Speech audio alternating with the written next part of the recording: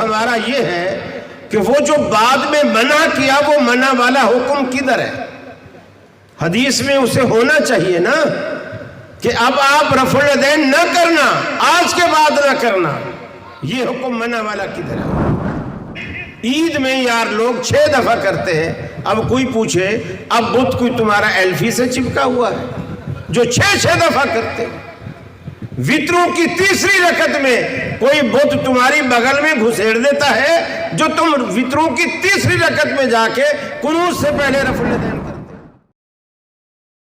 اور وہ اسی طرح اس چیز کو ادا کرتے جس طرح اللہ کے رسول صلی اللہ علیہ وسلم نے انہیں طریقہ سلیقہ بتایا، اور اللہ کے رسول کے طریقے کو وہ ہمیشہ فالو کرتے رہے، اللہ کے رسول کا طریقہ ہر معاملے میں۔ اور آپ نے اسی طرح حج کے مسئلے کے بارے میں آپ نے صحابہ کرام سے فرمایا خذوا عنی مناسککم، اے مسلمانوں ہو سکتا ہے اگلے سال تمہاری میری ملاقات ہو یا نہ ہو، خذوا عنی مناسککم، مجھ سے حج کے مسئلے سیکھ لو۔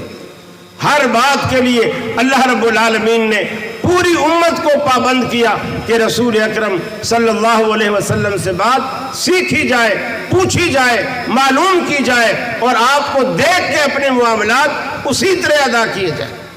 اور اب آپ دیکھیں کتنی عجیب بات، حدیث کے ذخیرے میں بیت اللہ کی فضیلت موجود ہے کہ جو شخص بیت اللہ کے اندر ایک نماز ادا کرتا ہے تو 1,00,000 نماز کا ثواب اسے ملتا ہے، 1,00,000 نماز کا ثواب۔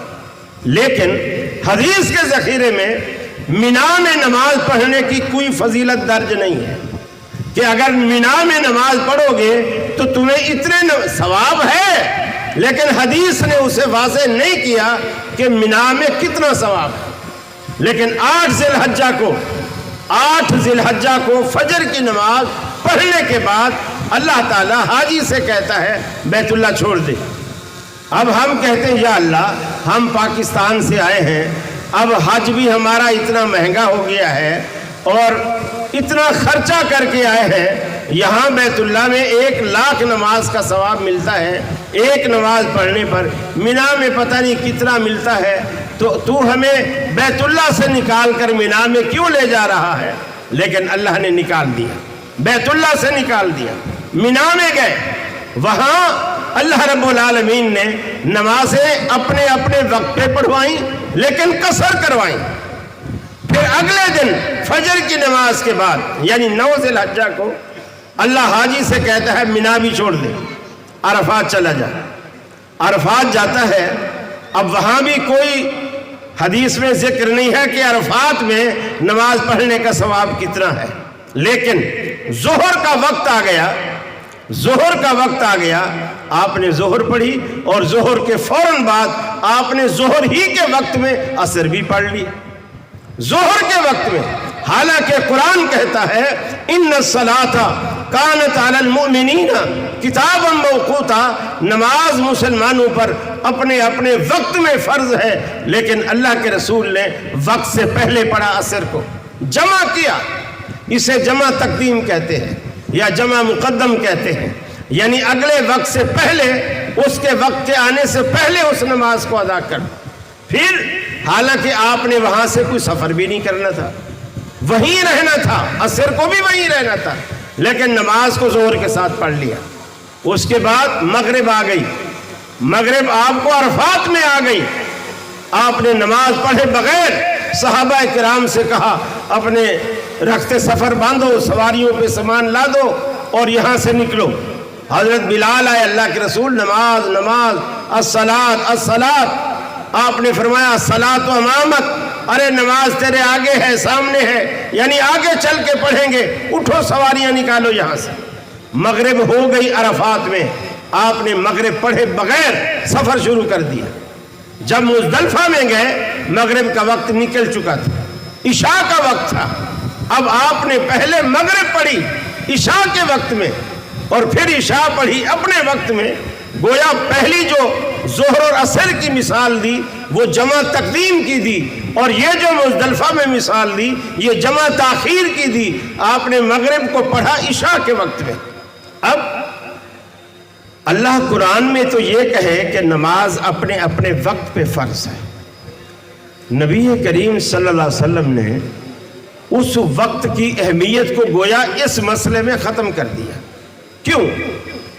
اللہ رب العالمین پوری دنیا کو یہ بتانا چاہتا تھا کہ لوگوں سنو، دین نہ تو بیت اللہ کے سائے میں رکھا ہے، نہ مینا میں رکھا ہے، نہ عرفات میں رکھا ہے، نہ دین کسی نماز کے وقت میں رکھا ہے۔ اگر دین ہے کہیں تو وہ صرف اور صرف محمد رسول اللہ کی پیروی میں رکھا ہے۔ اللہ کے حبیب نے جو کیا وہ وقت تھا یا نہیں تھا، چونکہ آمنہ کے لال نے کیا لہٰذا اب دین یہی ہے۔ دیکھیے نبی رحمت صلی اللہ علیہ وسلم کی جو حکمتیں ہیں نا، آپ نے جب سینے پر ہاتھ باندھا تو اس کا مطلب یہ ہے اللہ کو پیٹ تھام کر یاد نہیں کرو، دل تھام کر یاد کرو۔ اور دل مردوں کا بھی، عورتوں کا بھی، حنفیوں کا بھی، شافیوں کا بھی، مالکیوں کا بھی، امیر کا بھی، غریب کا بھی دل کہاں ہوتا ہے؟ سینے میں۔ میرے بھائی میرا تو دل سینے میں ہے، اور مجھے امید ہے کہ آپ کا دل بھی سینے میں ہوگا۔ اور میں آپ سے پوچھتا ہوں، کسی کی بھی یاد ہوتی ہے، باپ کی یاد، ماں کی یاد، بہن کی یاد، بیٹے کی یاد، وہ پیٹ میں ہوتی ہے یا دل میں ہوتی ہے؟ دل میں ہوتی ہے۔ اب اللہ رب العالمین کو یاد کرے بندہ تو دل تھام کر یاد کرے۔ پھر صحابہ بیان کرتے ہیں ہم نے اللہ کے حبیب کو دیکھا، وائل ابن حجر بیان کرتے ہیں کہ ہم نے اللہ کے حبیب کو دیکھا، آپ نے وضع یدہ الیمنی علی یدہ الیسری علی صدرہ، آپ نے اپنا دایاں ہاتھ بائیں کے اوپر رکھا اور پھر دونوں کو آپ نے اپنی چھاتی پر رکھا۔ پھر یہ جو رفع الیدین کی حکمت ہے، اللہ کے حبیب نے بڑی حکمتیں رکھی اپنی ہر ادا میں۔ اب دیکھیے لوگ کہتے ہیں کہ میاں پہلے رفع الیدین ہوتی تھی، بعد میں آپ نے منع کر دیا۔ پہلا اعتراض تو ہمارا یہ ہے کہ وہ جو بعد میں منع کیا وہ منع والا حکم کدھر ہے؟ حدیث میں اسے ہونا چاہیے نا کہ اب آپ رفع الیدین نہ کرنا، آج کے بعد نہ کرنا، یہ حکم منع والا کدھر ہے؟ پھر کہتے ہیں کہ میاں شروع میں منافق آتے تھے، بغلوں میں بت چھپاتے تھے، اور پھر اللہ کے رسول نے رفع الیدین شروع کی تھی تاکہ وہ بت ان کے گر جائے۔ مجھے بتائیے بت اگر کسی نے چھپایا بھی ہے، اول تو رفع الیدین سے گرتا نہیں ہے، اور اگر گر بھی جائے، دیکھیے ہاتھ اٹھانے کا ذکر ہے، بغلیں اٹھانے کا ذکر نہیں ہے۔ رفع الیدین بغل اٹھا کے نہیں کی جاتی، ہاتھ اٹھا کے کیے جاتے ہیں۔ اب کوئی بھی چیز آپ بغل میں چھپا لیں، آپ 1000 رفع الیدین کروائیں وہ نہیں گرے گی۔ پھر اگر رفع الیدین سے بت گرتا بھی تھا تو جب تکبیر تحریمہ میں پہلی رفع الیدین میں آپ نے رفع الیدین کی تو بت کو گر جانا چاہیے یا نہیں گرنا چاہیے؟ گر جانا چاہیے۔ تو جو بت گرانے والی رفع الیدین ہے وہ تو آپ بھی کرتے ہیں، وہ تو اب تک باقی ہے۔ جو رفع الیدین اہل حدیث کرتے ہیں، جو ہماری امتیازی رفع الیدین ہے، وہ تو بت گرنے کے بعد ہے، رکوع پہ جاتے ہوئے، رکوع سے اٹھتے ہوئے، وہ بت گرنے کے بعد ہے۔ لہٰذا یہ چٹکلا اس پر فٹ آ ہی نہیں سکتا۔ پھر عید میں یار لوگ 6 دفعہ کرتے ہیں، اب کوئی پوچھے اب بت کوئی تمہارا ایلفی سے چپکا ہوا ہے جو 6 دفعہ کرتے ہیں؟ وطروں کی تیسری رکعت میں کوئی بت تمہاری بغل میں گھسیڑ دیتا ہے جو تم وطروں کی تیسری رکعت میں جا کے قنوت سے پہلے رفع الیدین کرتے ہو۔ منسوخ ہے تو ساری منسوخ ہے، اور اگر جواز ہے تو سب کے لیے۔